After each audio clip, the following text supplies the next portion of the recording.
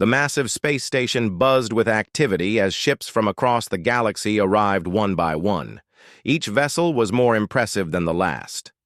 The Veltani brought their sleek silver cruisers that gleamed like mirrors under the station's lights. The Morphec delegation arrived in ships made of living crystal that sang beautiful melodies as they moved through space. The Aquarian ships looked like flowing water frozen in time, their hulls rippling with blue energy. Ambassador Yoon Hye-jin stood at the observation deck watching the parade of technological marvels. Her dark hair was pulled back in a simple style, and she wore the standard blue uniform of the human colonial navy. She had been a diplomat for 15 years, but today felt different. Today, humanity would show what they could contribute to. The grand defense fleet. The threat was real and terrifying. Something called the Harbinger Swarm was eating entire star systems on the edge of the galaxy. These creatures, part machine and part living thing, left nothing behind but empty space. Every intelligent species in the galaxy was afraid. That was why they had all come together to build the largest fleet in galactic history. "Ambassador Yoon," called a voice behind her. She turned to see Admiral Kong Dae-ho walking toward her. He was a tall man with graying hair and kind eyes, but today he looked worried. "Our ship has arrived." Yoon followed the Admiral to the main docking bay. As they walked, she could hear excited chatter from the alien delegates. Everyone was eager to see what humanity would bring to the fight. The humans were still new to galactic politics, having only made contact with other species 20 years ago. Many aliens were curious about what these newcomers could offer.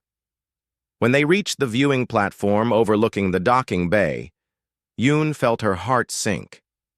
There, next to the beautiful alien vessels, sat the most ugly ship she had ever seen. The Taeguk's Pride looked like someone had built it from spare parts found in a junkyard. Its hull was covered in rough metal plates that had been welded together without care. Thick cables and pipes ran along the outside of the ship, held in place by simple metal brackets.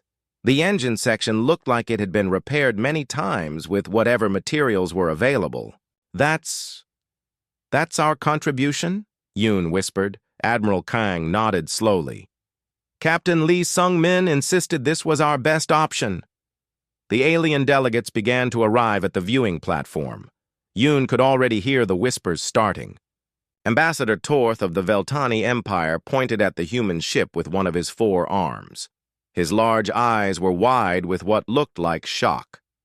"Is this some kind of joke?" Torth asked loudly. "This thing looks like it might fall apart if someone sneezes on it." Fleet Commander Zeph Tall of the Aquarian Confederacy floated closer to the window. His body was mostly water held together by a force field, and his voice sounded like gentle waves on a beach. "Perhaps the humans are still learning about space travel. This appears to be a very old design." More alien representatives gathered around. The crystalline Morphec delegates made clicking sounds that Yoon's translator told. Her were laughter. A group of insect-like zephyrins buzzed their wings in what she knew was their way of showing amusement. Captain Lee Sung-min entered the viewing area with several of his crew members. He was a man in his 40s, with weathered skin and calm brown eyes. He wore a simple gray uniform that looked as rough as his ship. Behind him walked engineer Park Ji-woo, a young woman with short black hair and grease stains on her hands. Weapons specialist Choi Byung-ho was a stocky man who looked like he had spent his whole life fixing broken things. Navigator Nam Yun-soo was tall and thin, with bright eyes that seemed to notice everything. "Captain Lee," Admiral Kang said formally, "please present your vessel to our allies." Lee stepped forward and looked out at his ship without any sign of shame or embarrassment. "The Taeguk's Pride, 47 crew members, ready for battle." The silence that followed was broken by Ambassador Torth's loud laughter. "Battle? That Rust Bucket wouldn't survive a day in combat." "It looks like someone tried to build a warship using only scrap metal and hope," added a Morphec delegate. his crystal body flashing with colors that meant he found something very funny. Engineer. Park Ji-woo stepped closer to the window and looked at her ship with pride. She might not look like much, but she's got it where it counts. This caused even more laughter from the alien delegates. Commander Zeftal made a sound like gentle rain, which was how Aquarians showed polite disagreement. Perhaps, Zeftal I said in his musical voice, the human vessel would be better suited for supply runs, moving food and medicine to the rear areas, away from the actual fighting. Captain Lee's jaw tightened slightly, but his voice remained calm. The Taeguk's pride. We'll take whatever position you assign us in the battle line. Battle line? Torth laughed so hard that his forearms shook. Friend, that ship belongs in a museum, not a battle. The insults continued for several minutes. The aliens compared the human ship to garbage, to children's toys, to something that belonged in a scrap yard. Through it all, Captain Lee and his crew remained silent. They watched the mockery with faces that showed nothing. Ambassador Yoon felt her cheeks burn with shame. She had hoped that humanity would make a good impression on their first major military contribution. Instead, they were being laughed at by everyone in the galaxy. Don't worry about us, Captain Lee finally said when the laughter died down. We humans have always been good at surprising people. As the alien delegates began to leave, still chuckling among themselves, Yoon noticed something strange. Captain Lee and his crew didn't look upset or embarrassed. They looked like people who knew a secret that no one else did. Captain, she said quietly, are you sure about this ship? Lee looked at her with those calm brown eyes and smiled just a little. Ambassador, sometimes the best weapon is one that nobody sees coming. The next few days would prove him right in ways that would change the galaxy forever. 3 days after the meeting at the space station, every alarm in the galaxy began to scream. The Harbinger swarm had arrived at the Kepler Junction, the most important crossroads in known space. From here they could reach any of the major inhabited systems within days. Captain Lee Sung-min stood on the bridge of the Taeguk's Pride, looking at the tactical display with a grim expression. The bridge was small and cramped, with exposed wires running along the ceiling and control panels that looked like they had been built by hand. Everything had a rough, unfinished appearance that matched the rest of the ship. Captain, called Navigator Nam Yunsu from her station. I'm reading the enemy fleet size now. She paused, her face going pale.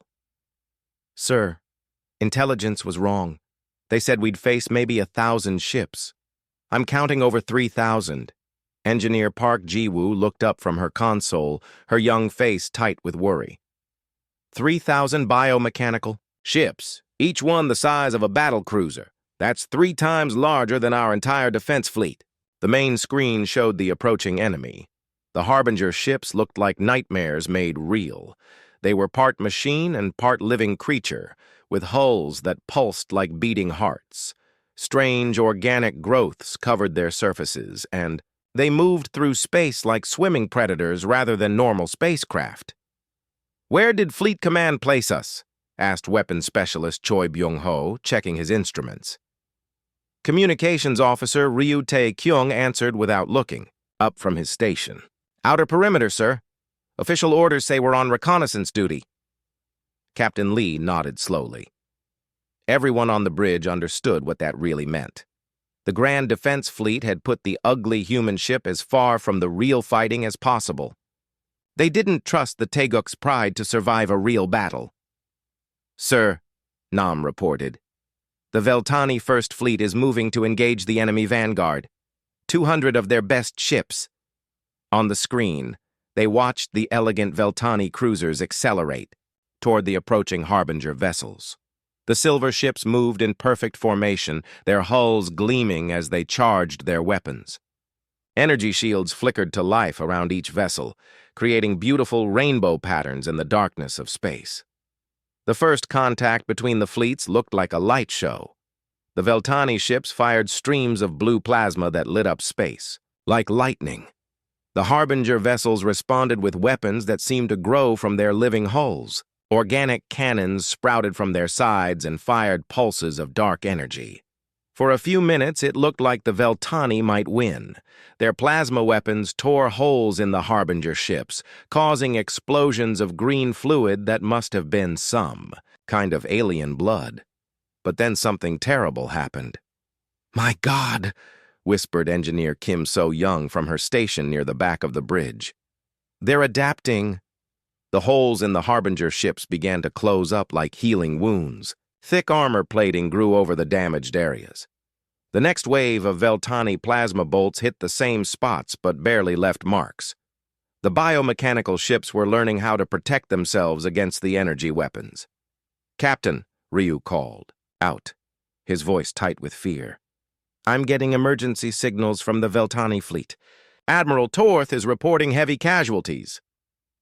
Through the view screen, they watched the beautiful silver ships being torn apart one by one. The Harbinger vessels moved like living things, surrounding and overwhelming their targets. They're organic. Weapons seemed to get stronger with each shot, while the Veltani plasma became less and less effective. Within an hour, the entire Veltani First Fleet was gone. 200 ships destroyed, thousands of lives lost. The Morphec Crystal Squadron is moving in, Nam reported. 12 ships, approaching from the enemy's left flank. The crystal ships sang their beautiful songs as they flew into battle. Their weapons were beams of pure light that could cut through almost anything. For a moment, hope returned to the bridge. Of the Taeguk's pride as they watched the light beams slice through several Harbinger vessels. But again, the enemy adapted. The biomechanical ships began to grow mirror-like patches on their hulls. The crystal ships' light beams bounced off, harmlessly, reflecting back toward their sources. 3 of the singing ships were destroyed by their own weapons. "Sir," Choi said quietly, "the Crystal Squadron just went dark. All 12 ships." Captain Lee closed his eyes for a moment. Around the galaxy, species that had survived for millions of years were being wiped out by an enemy that learned from every attack. Energy shields meant nothing when the enemy could adapt to any energy frequency. Plasma weapons became useless when the target could grow armor specifically designed to resist them. "Orders coming in from Fleet Command," Ryu announced. "All remaining ships are to fall back to the secondary defense line." "All ships?" Lee asked. Ryu checked his instruments. "Well, no sir. No specific orders for us. I think they forgot we exist." The bridge fell silent as they watched the retreat. 30,000 ships from dozens of species, the largest fleet ever assembled, was running away from the Harbinger swarm. In 6 hours of fighting, they had lost over 20,000 vessels. The enemy had barely been scratched. The Taeguks. Pride drifted alone in space as the Grand Defense Fleet fled toward the inner systems. Around them floated the wreckage of the most advanced warships in the galaxy. The beautiful Veltani cruisers were now just twisted metal and frozen atmosphere. The singing crystal ships had gone forever silent. "Captain," Engineer Park said quietly, "if we're going to do this, now would be the time." Lee looked around at his crew. These 47 humans had volunteered for what everyone assumed would be a safe assignment on an old, weak ship. Now they were the only thing standing between the Harbinger swarm and the inhabited worlds beyond. "You all know what this ship really is," he said slowly. "You know what we've been hiding. Are you ready?" Engineer Kim stood up from her station. "Sir, we've been ready for months. We're tired of pretending to be weak." Weapons Specialist Choi cracked his knuckles. "Captain, my weapon systems have been sleeping for too long. Time to wake them up." Navigator Nam checked her instruments. "Course plotted for intercept, sir. We'll reach the enemy vanguard in 20 minutes. Captain Lee looked out at the approaching Harbinger swarm. 3,000 biomechanical nightmares that had adapted to every weapon the galaxy could throw at them. Ships that learned from every battle and became stronger with each victory. But they had never fought humans before. They had never encountered weapons based on principles that the rest of the galaxy had forgotten. They had no idea what was hidden beneath the ugly, rusty exterior of the ship they were about to face. "Signal the crew," Lee ordered. "Battle stations. Real battle stations."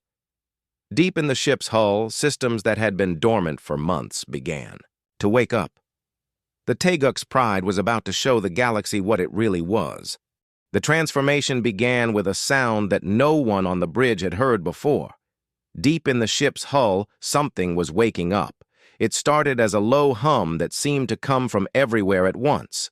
The sound grew deeper and stronger, until every piece of metal on the ship was vibrating in harmony. "Hull transformation starting," reported Engineer Park Ji-woo, her fingers moving over controls that had been hidden beneath fake panels for months. Outer plating beginning to retract. Captain Lee Sung-min watched through the main view screen as his ship began to shed its disguise. The rough metal plates that made the Teguk's pride look like a piece of junk started to slide away. Underneath, something completely different was revealed. The real hull was smooth and dark, made from materials that seemed to absorb light rather than reflect it. Where there had been clumsy welding and exposed pipes, sleek weapon ports and sensor arrays emerged. The ship's true shape was nothing like the ugly freighter it had pretended to be. It looked like a predator designed for one purpose: killing.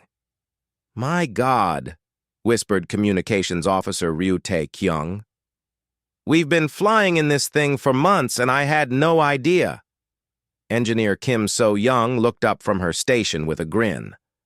"The hardest part was making it look so ugly. Do you know how much work it takes to make advanced technology appear primitive?"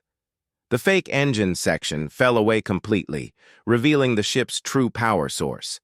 Instead of the simple fusion reactor they had pretended to have, 3 quantum cores began to glow with barely controlled energy. The light they gave off was not the warm yellow of normal engines, but a cold blue that seemed to make space itself tremble. "Quantum cores online," Park reported. "Power levels at 100%. All systems responding normally. Weapons systems coming online," added weapons specialist Choi Byung-ho, his voice filled with anticipation. "Kinetic rail batteries charging, fusion lance warming up, quantum torpedo tubes loaded and ready." Navigator Nam Yun-soo checked her instruments and smiled. "Navigation systems fully active, Captain. We're no longer the slow, clumsy ship we pretended to be. We can outrun anything in the galaxy if we need to." Captain Lee looked at the tactical display. The Harbinger swarm was still approaching, their biomechanical ships moving in the same confident formation they had used to destroy the alien fleets. They showed no sign of concern about the single human vessel in their path. Why should they? As far as they knew, they were facing just another weak energy weapon ship like all the others they had easily defeated. "Captain," Kim said from her engineering station. "The beautiful thing about biological adaptation is that it requires learning from experience. These creatures can't adapt to something they've never seen before." "And humans," added Nam with a cold smile, "have always been very good at coming up with things the universe has never encountered." The Teguk's pride had been humanity's greatest secret for over 5 years. While the rest of the galaxy focused on energy weapons and defensive shields, human engineers had gone back to the most basic principles of warfare. They had asked a simple question: what if we could hit our enemies so hard that adaptation became impossible? The answer was the ship they now flew in. Every system had been designed around a single concept: overwhelming kinetic force. Where other species used plasma and lasers, humans would use mass and velocity. Where others relied on energy shields, humans would simply move too fast to be targeted. "Sir," Choi reported, "I'm getting targeting locks on the enemy vanguard. 200 Harbinger ships approaching in standard attack formation." "Do they know we've changed?" Lee asked. "No, sir," Ryu answered from his communications station. "They're still ignoring us. As far as they're concerned, we're just another weak ship that will be easy to destroy." Lee nodded slowly. The deception had worked perfectly. For months, the Crew of the Tagak's Pride had played their parts as incompetent humans flying a piece of junk. They had endured the mockery and insults of every alien species they met, all so that this moment would be possible. The first weapon system we'll use, Choi explained to the crew over the internal communications, is the kinetic rail battery. These aren't like the energy weapons the enemy has learned to adapt to. We're going to hit them with solid matter moving at a significant fraction of light speed. Each railgun could accelerate a depleted uranium slug to 20% of light speed in less than a second. The targeting computers could track and predict the movement of hundreds of targets simultaneously. When the projectiles hit, the kinetic energy would be converted to heat and explosive force that could vaporize anything within kilometers. Target selection complete, Nam reported. I've identified the enemy command ships and their primary weapons platforms. Fusion Lance is fully charged, Kim announced. This weapon creates a controlled fusion reaction and directs it as a beam. It's not energy in the way the aliens understand it. It's literally a stream of nuclear fire contained in a magnetic bottle. The Fusion Lance was humanity's answer to heavy targets. Instead of trying to penetrate armor or overcome shields, it would simply convert the target into plasma at the atomic level. There was no defense against it because it didn't attack the ship. It attacked the fundamental bonds that held matter together. Quantum torpedoes armed and ready, Choi added. These contain artificially created miniature black holes. They're stable for exactly 4.7 seconds after detonation, long enough to destroy anything within their gravitational field. Captain Lee looked around at his crew. 47 humans who had spent months pretending to be incompetent spacers flying a worthless ship. Each one was an expert in their field, chosen for this mission because they were the best humanity had to offer. The enemy has defeated every other species by adapting to their weapons, he said calmly. But you can't adapt to physics. You can't evolve immunity to kinetic energy. You can't grow armor that stops fusion reactions. You can't develop resistance to gravity itself. The Harbinger swarm was now only minutes away. Lee could see individual ships on the tactical display, there, organic hulls pulsing with confidence. They had destroyed thousands of vessels without losing a single ship. They believed they were invincible. All stations report ready for combat, Park announced. Weapon systems armed and targeted, Choi confirmed. Engine systems ready for full power, Kim added. Navigation computers locked on all enemy positions, Nam reported. Captain Lee took a deep breath. Then let's show the galaxy what humans can do when we stop playing games. The battle began in complete silence.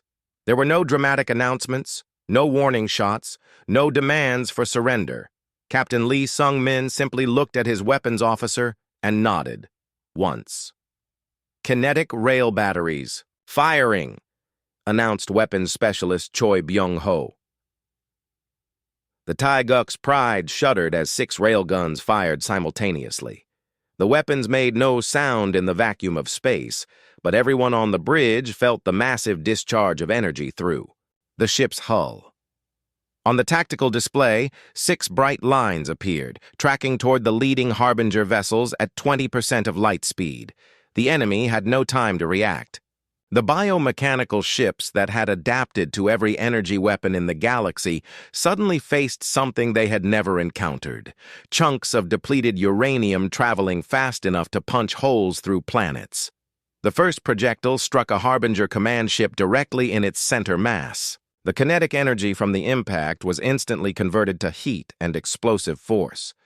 The organic hull simply ceased to exist, vaporized in a fireball that could be seen from orbit. The explosion spread outward, consuming 2 nearby vessels that had been flying in close formation. Direct hit on target cluster Alpha, reported navigator Nam Yoon-soo, her voice filled with professional satisfaction.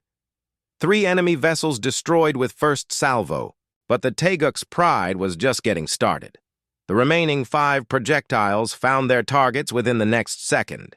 Each impact created another expanding ball of fire and destruction. The Harbinger ships, which had survived every energy, weapon thrown at them, were being torn apart by simple mass and velocity. 18 enemy vessels destroyed, Nam updated. The survivors are trying to adapt.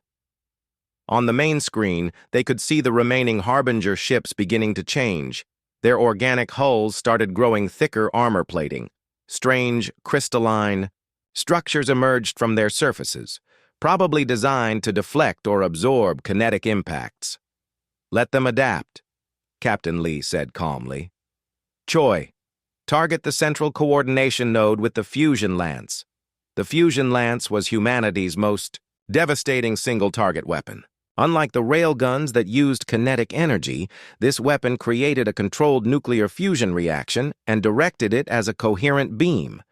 It didn't try to punch through armor or overcome shields. Instead, it simply converted whatever it touched into plasma at the atomic level. "Fusion lance fully charged," Engineer Kim So-young reported from her station. "Target locked on the enemy flagship." Fire. The fusion lance made no visible beam as it discharged. Instead, space itself seemed to bend slightly as the magnetic containment field guided a stream of nuclear fire toward its target. When it struck the massive Harbinger command ship, the result was like watching a star being born. The fusion reaction spread through the biomechanical vessel's organic systems like a disease. The ship's living components tried to adapt and regenerate. But you cannot evolve immunity to nuclear fire. The entire vessel was consumed from the inside out, its hull glowing white-hot before finally exploding in a miniature supernova. "Enemy flagship destroyed," Choi reported. "The swarm formation is breaking apart. They're losing coordination." The Harbinger fleet began to scatter as their command structure collapsed. Individual ships turned toward the human vessel, their organic weapons sprouting from hulls that pulsed with rage. But their careful formation was gone, and without their central coordination they were acting like confused animals rather than a disciplined military force. "They're adapting to our weapons," Park observed, watching as the enemy ships grew new types of armor. "The hull plating is getting thicker, and they're developing some kind of energy-absorbing coating." "Then we switched tactics," Lee replied. "Quantum torpedoes, spread pattern. Let's see them adapt to artificial black holes." Each quantum torpedo contained a small singularity held in stasis by advanced magnetic fields. When the torpedo detonated, the artificial black hole would be released for exactly 4.7 seconds before collapsing into harmless energy. During those few seconds, the gravitational distortion would tear apart molecular bonds on a quantum level. Quantum. "Torpedoes away," Choi announced. 12 torpedoes launched from hidden tubes along the ship's hull. They moved slower than the railgun projectiles, but much faster than traditional missiles. The Harbinger ships tried to intercept them with their organic point defense weapons, but the torpedoes were too small and too fast.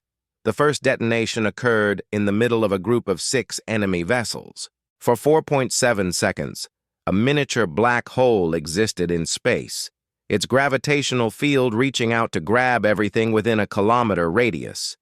The Harbinger ships were pulled apart, atom by atom, their organic hulls unable to resist forces that operated at the quantum level.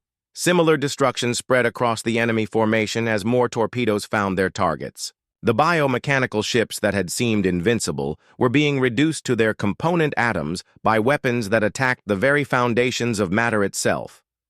47 enemy vessels destroyed by quantum torpedoes, Nam reported. The remaining ships are trying to retreat. "No survivors," Captain Lee said grimly.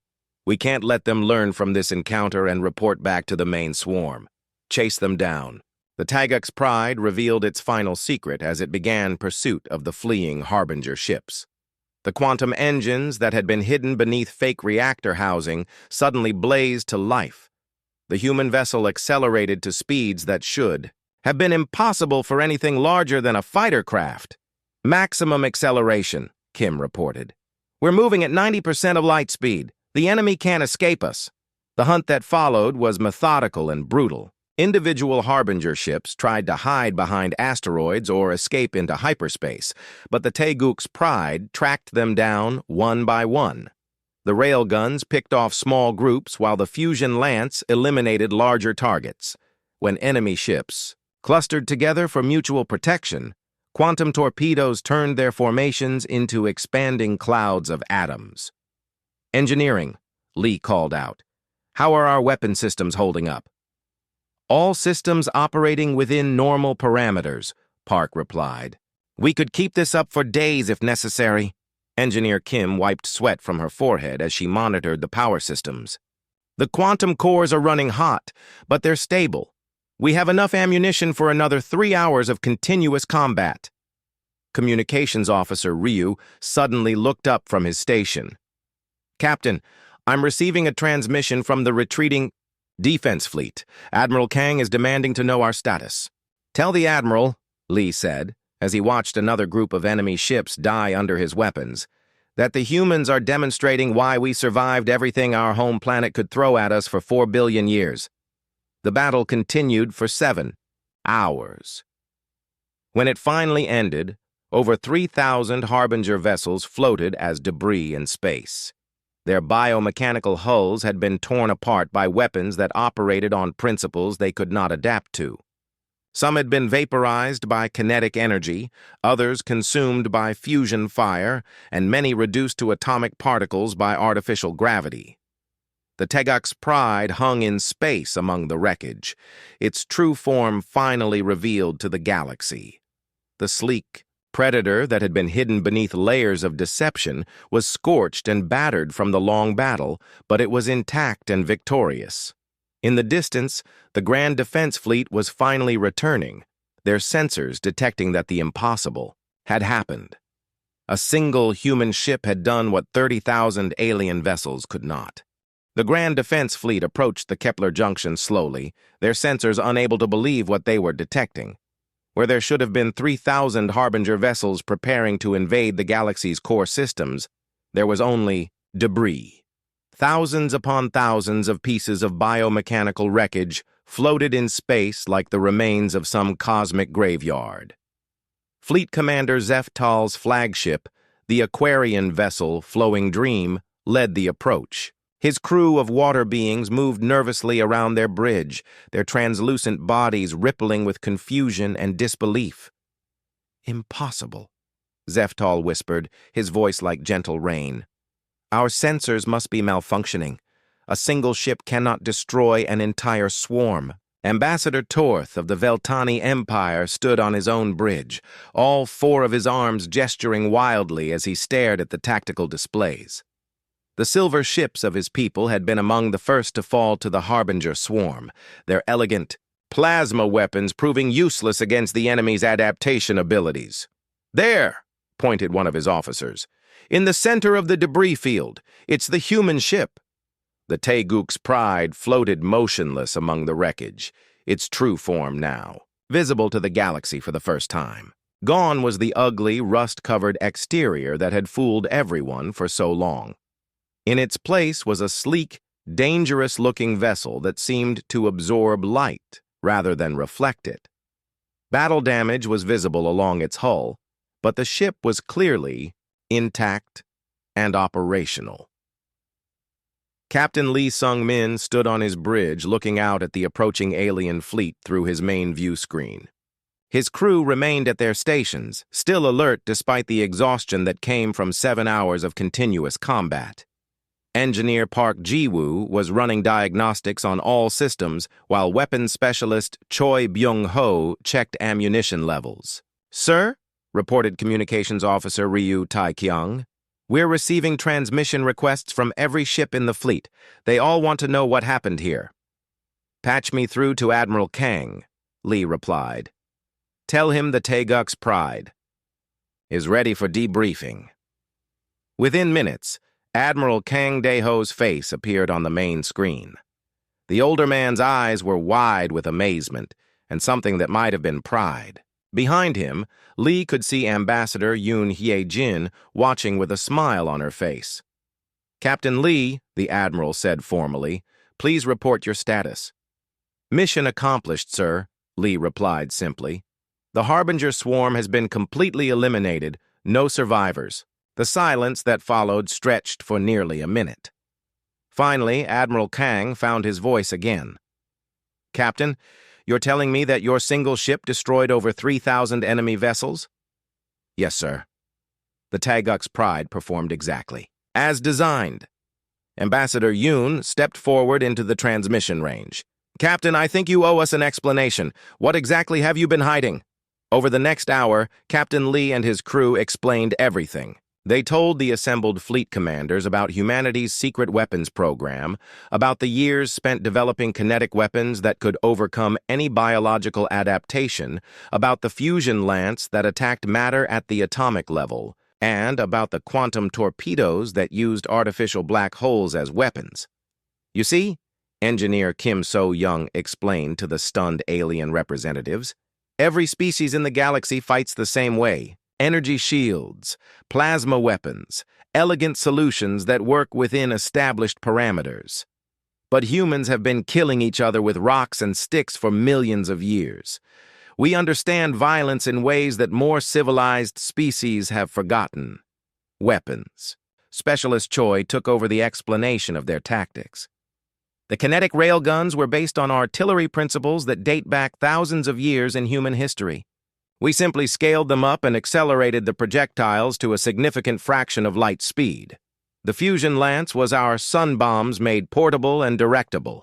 The quantum torpedoes used our knowledge of theoretical physics to create weapons that attack reality itself." Navigator Nam Yoon-soo added her own perspective. "The key was understanding that biological adaptation requires experience.